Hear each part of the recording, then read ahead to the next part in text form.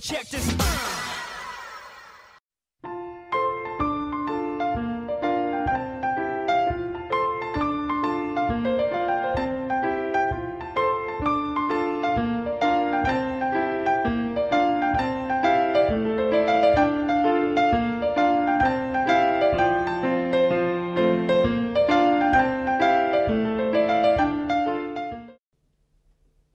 안녕하세요. 사랑하는 수박씨 제자 여러분 반갑습니다. 만점의 기적을 경험하라 미라클 사회역사 윤쌤입니다.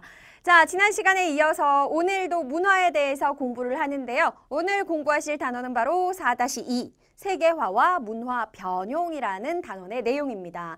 자, 오늘 여러분들이 배우실 내용은요. 정말 쉬운 내용이에요. 쉬운 내용은 쉬운 내용인데 뭔가 비슷비슷한 것 같은 단어들이 계속 반복해서 등장을 합니다. 그래서 선생님이 지금부터 말하는 뭐 문화 전파도 나올 것이고 문화 변용도 아이고 문화 변용도 나올 것이고 문화 동화도 나오고 뭐 비슷비슷한 단어들이 나오는데 이게 각각 무슨 의미인지를 정확히 구분하시고 그 사례를 같이 정리하면 아주 쉽게 공부 끝낼 수 있는 단원이에요. 자, 끝까지 선생님의 설명 들으면서 집중해서 잘 공부하시기 바랍니다. 자, 중요한 내용은 오늘의 퀘스트에서 확인했으니까 바로 2단계 출발하도록 할게요.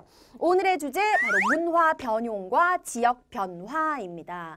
자, 첫 번째로 들어가는 주제가 바로 문화 접촉과 문화 전파인데 말했지 선생님이 비슷한 단어들이 계속 등장하니까 정확하게 의미 이해하라고. 어려운 내용 아니거든요. 가장 먼저 나오는 문화 접촉부터 시작을 해보도록 할게요. 접촉을 한다라는 말은 우리가 모르는 단어가 아니잖아. 그러니까 예를 들어서 내가 있고 나랑 친한 친구가 있어. 친구랑 집에 가는데 자 여자친구들끼리는 손잡고 잘 다니잖아요. 예를 들어서 손을 잡았어. 팔짱을 꼈어. 이런 걸 접촉한다라고 얘기를 하잖아. 문화가 접촉한다는 건 말 그대로 문화가 같이 만난다라는 거예요. 풀어서 정리하자면 지리적으로, 그러니까 위치상으로 가까이 있는, 가깝다라는 걸 인접한다라고 얘기하잖아. 지리적으로 가까이 있는 지역들의 서로 다른 문화가 지속적으로 계속 만나는 거예요. 그러니까 예를 들어서 우리나라의 역사 속에 있는 것을 예로 들자면 우리나라랑 좀 가까이 있는 나라가 어떤 나라들이야? 바로 바다 건너 일본도 있고요. 또 서쪽으로 바다 건너 중국도 있고요. 지리적으로 굉장히 가까운 나라들이잖아요. 그러니까 우리나라 사람이랑 일본 사람이랑 중국 사람이랑 서로 오고 가고 교류하다 보니까 우리 문화, 일본 문화, 중국 문화라는 지리적으로 가까운 지역의 문화가 지속적으로 만났잖아요. 그걸 뭐라고 한다? 문화 접촉이라고 한다. 어려운 내용 아니죠? 이게 문화 접촉이고 그럼 문화가 접촉되면 어떻게 될 것 같아? 한국이랑 일본이랑 중국이랑 문화가 지속적으로 서로 계속 접촉을 하면은 서로 다른 나라의 문화에 영향을 주겠죠. 한국 문화는 일본에 영향을 주고 뭐 일본이 한국에 영향을 주고 또 중국하고도 영향을 주고받고 그러면 서로 전부 다 문화가 조금씩 어떻게 되어간다? 변해가잖아. 즉 문화 접촉이라는 말은 문화 접촉은 문화가 변화하는 데 큰 영향을 미치는 하나의 요인이 될 수밖에 없다. 되게 쉽지, 그치? 이게 문화 접촉이야. 그 다음에 이제 두 번째 나오는 게 문화 전파인데 전파라는 건 뭐예요? 말 그대로 전해진다라는 거예요. 한 지역, 한 국가의 문화가 뭐 사람에 의해서일 수도 있고 오늘날은 워낙 이제 SNS나 뭐 TV, 인터넷이 발달했으니까 이런 식으로 대중매체를 통해서 전해질 수도 있고 한 지역의 문화가 다른 나라나 다른 지역으로 이동해 가거나 혹은 퍼져나가 확산되는 걸 우리는 문화 전파라고 얘기해. 아, 문화끼리 만나는 건 문화 접촉. 한 지역의 문화가 이쪽에 전해지는 건 문화 전파라고 하는구나. 너무 쉬운 개념을 정리를 했습니다. 자, 그럼 계속 넘어가서 옆으로 가서 이번에는 2번의 제목을 보니까 뭐라고 나와 있느냐? 옆으로 한번 가보도록 할게요. 2번. 문화 전파에 따른 문화 변용이라고 나와 있어요. 무슨 말이냐면은 문화가 다른 지역으로 전파되면 문화 변용이라는 현상이 나타난다는 뜻인데 문화 변용도 하나도 어려운 거 아니야. 자, 지금부터 설명 들어갑니다. 문화 변용이 무슨 뜻이냐? 쉽게 풀어서 말하면 문화가 변한다라는 뜻인데요. 아까 얘기했지. A 지역의 문화랑 B 지역의 문화가 가까이 있어. 얘네들끼리 아까 뭐 한다 그랬어? 문화끼리 친구 사이처럼 접촉도 하고 접촉을 하다 보니까 서로 A 문화는 B 지역으로 B 문화는 A 지역으로 전파도 되잖아. 자, 이렇게 되어가는 과정에서 무슨 현상이 나타나느냐? 둘 중에 한쪽에만 변화가 나타날 수도 있고요. 아니면 A, B 전부 양쪽에 다 변화가 나타날 수도 있고요. 어쨌든 A하고 B 문화가 만나는 과정에서 둘 중에 한쪽 혹은 양쪽에 뭐가 나타난다? 원래하고는 다른 변화가 나타나는 현상이 생기는데 그것을 우리는 무엇이라고 한다? 문화 변용이라고 한다라는 뜻이야. 자, 지금부터 여러분들이 정말 100% 제대로 이해할 수 있도록 사례를 들어서 선생님이 설명을 해드리겠습니다. 문화 변용에는 3가지의 형태가 있어요. 결국 문화 변용이라는 건 문화가 변한다라는 건데 어떻게 변하느냐에 따라서 우리는 그 종류를 3가지 정도로 나눠볼 수가 있다라는 거지. 자, 하나씩 가보도록 하겠습니다. 먼저 첫 번째 문화 변용의 유형은 문화 공존이야. 공존이라는 말의 뜻이 뭐야, 얘들아? 공존한다는 건 공이 함께, 같이, 존재한다라는 거잖아요. 두 문화가 같이 존재한다는 뜻이야. 문화가 서로 전파가 되면서. 서로 다른 문화가 어떻게 된다? 함께 존재한다. 선생님이 쉽게 그림을 그려서 알려줄게. 자, 동그라미 문화가 있어. 동그라미 문화를 가진 지역이 있어. 그 다음에 세모 문화를 가진 지역이 있어. 얘네 둘이 어떻게 한 거야? 서로 접촉도 하고 서로 전파가 된 거야. 그래가지고요. 동그라미 문화 지역에서도 세모 문화 지역에서도 2가지 문화가 같이 나타나는 거야. 동그라미도 나타나고 세모도 나타나고 이렇게 나타나는 걸 문화 공존이라 그래요. 자, 그럼 실제 사례를 들어보겠습니다. 우리나라의 예를 들 텐데, 자, 우리나라의 이제 친구들 한 반에 이제 30명의 친구가 있는데, 자, 지금부터 선생님이 너희들의 종교를 조사할 거야. 교회 다니는 사람 손 들어봐. 손 든 친구들이 있겠지. 성당 다니는 사람 손 들어봐. 불교 믿는 사람 손 들어봐. 이런 식으로 하나의 교실 안에서도 이 중에서 우리나라에서 만들어진 종교는 하나도 없는데 불교, 크리스트교, 이슬람교를 믿는 사람이 또 있을 수도 있죠. 우리나라는 종교의 자유가 있는 나라니까. 자, 이런 식으로 대한민국이라는 나라 안에 불교 문화도 존재하고요. 절이 있으니까. 크리스트교 문화도 존재하고요. 그 다음에 또 유교 문화도 존재해요. 앞 단원에서도 말했었지만 어른에게 예의를 지켜야 되고 부모에게 효도를 해야 되고 이런 것들이 모두 유교라는 사상에 뿌리를 두고 있는 거라 그랬거든요. 이게 우리나라 안에서 평화스럽게 같이 존재하고 있어. 이런 현상을 문화 변용 중에서도 같이 존재하는구나. 문화 공존이라고 이야기를 하는 거야. 자, 그 다음에 문화 변용의 2번째 유형으로 가보도록 하겠습니다. 2번째 유형은 무엇이냐? 문화 동화라는 현상이에요. 동화된다라는 거는 서로 다르던 것이 같게 된다라는 뜻인데 여기서 말하는 문화 동화는 무슨 뜻이냐?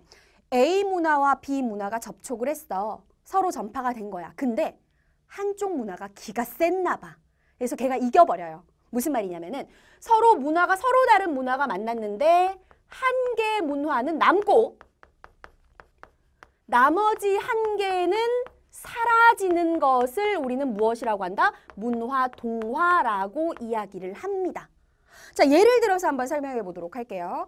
우리나라의 경우에 여러분들은 모를 거야. 선생님은 아주 어렸을 때 기억이 나는데 원래 책을 쓰거나 신문을 편집을 할 때 어떤 쓰기 방식이 있었냐면은 가로 쓰기 방식도 있었지만 옛날에는요, 여러분 세로 쓰기 방식이 있었어요. 세로 쓰기. 그래서 책을 넘겨보면 선생님이 지금 판사하는 것처럼 여러분들은 전부 다 이렇게 왼쪽에서 오른쪽으로 쓰는 글자에 익숙해져 있잖아. 모든 책들도 다 그렇게 되어 있잖아요. 선생님 판서도 그렇게 하고. 근데 옛날에 선생님이 어렸을 때 어른들이 보던 책을 보면은 예를 들어서 책이 이렇게 있으면 첫 페이지를 딱 넘기면 글이 어떻게 써져 있냐면 여기서부터 이렇게 써져 있는 거야. 이렇게 써져 있어요. 되게 읽기 불편할 것 같지? 근데 그 당시에는 불편하지 않아. 왜? 모든 책들이 그렇게 돼 있다 보니까 어렸을 때부터 익숙한 거야. 이걸 세로쓰기라고 이야기를 하거든요. 가로쓰기가 있었고 세로쓰기가 있었고 한동안은 이 2가지가 함께 사용이 됐는데 점점 시간이 지나면서 세로쓰기는 사라졌어. 지금은 뭐만 남았다? 가로쓰기만 남았다. 한 개는 남고 한 개는 사라졌죠. 이게 문화 동화예요.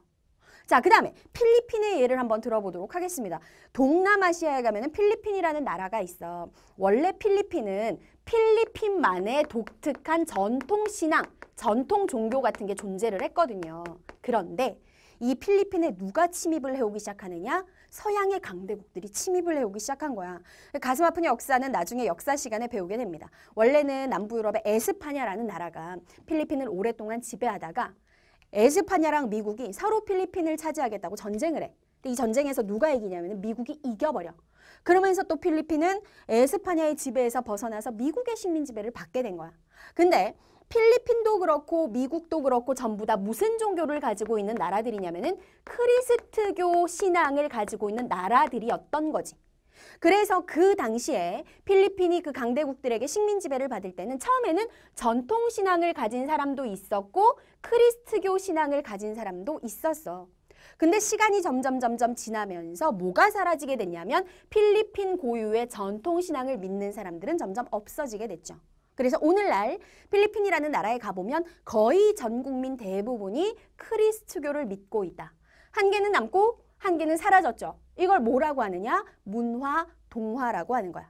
다시 도형으로 설명을 드리자면 자, 동그라미 문화가 있었고 세모 문화가 있었어. 그랬는데 시간이 점점 지나면서 이 중에 기센 문화만 살아남게 된 거야. 그래서 자, 세모가 이겼다고 치자. 그러면 동그라미 문화는 완전히 사라지고 그 지역에는 세모 문화만 남게 된다. 이게 문화, 동화입니다. 자, 마지막으로 문화 변용의 세 번째 유형은 바로 문화 융합인데 요새 뭐 융합과학, 융합사회, 융합형 인재 해가지고 여러 가지 다방면의 지식을 합쳐서 가지고 있는 사람을 그렇게 부르잖아요. 융합이라는 건 섞이는데 업그레이드 되는 걸 보통 융합이라고 이야기해요. 문장으로 풀어서 설명을 하자면 한 지역의 문화와 또 다른 성격을 가지고 있는 다른 지역의 문화가 만났어. 전파되는 과정에서 그랬는데 어떻게 되느냐? 이 두 개의 장점을 살린 새로운 업그레이드된 문화가 짠! 하고 나타나게 된다. 탄생한다. 이것을 문화 융합이다 라고 이야기를 합니다. 자, 이것도 사례를 한번 들어볼게요. 미국이라는 나라는 뭐 여러 가지 분야에서 다양한 문화가 발달한 나라인데 그중에서 전 세계적으로 사랑을 받는 게 미국의 고유한 음악, 재즈 음악이라는 게 있어요.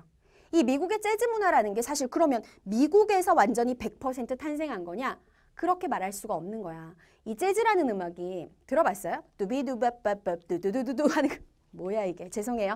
이게 이제 미국의 재즈 문화인데 어떻게 해서 만들어진 거냐면은 뭐 아는 친구들도 있겠지만 미국이라는 나라가 원래 유럽의 영국 사람들이 건너가 가지고 개척해서 처음에 만들어진 나라거든. 그러다 보니까 미국에는 원래 유럽의 음악 문화가 들어와 있었던 거야. 여기에 미국이 점점 발전해가는 과정에서 해서는 안 될 짓을 하죠. 노동력이 많이 필요하니까 아프리카의 흑인들을 잡아다가 이 흑인들을 노예로 부려먹은 거지. 흑인들이 얼마나 그 당시에 고통스럽고 고난을 겪었겠어요. 그런 것들을 자신들의 전통 음악으로 승화를 시켜서 노래를 하고 음악을 듣고 그랬단 말이야. 그 흑인 노예들이 가지고 들어온 전통적인 흑인들의 음악. 이것이 합쳐지면서 미국에서 탄생한 게 바로 재즈라는 음악이었다라는 거지. 그러니까 원래는 유럽 음악과 흑인 음악이었는데 이 두 개의 색채가 좀 변하면서 재즈라는 새로운 문화가 나타났잖아요. 자, 그 다음에 또 하나의 예를 들어보겠습니다. 먹는 얘기인데요. 바로 일본의 카레라이스예요. 일본 가면 침 한번 삼키고 일본 가면 유명한 그 음식들이 굉장히 많은데 일본 카레도 굉장히 유명해. 근데 카레 원래 정확하게 말하면 커리라고 하잖아요.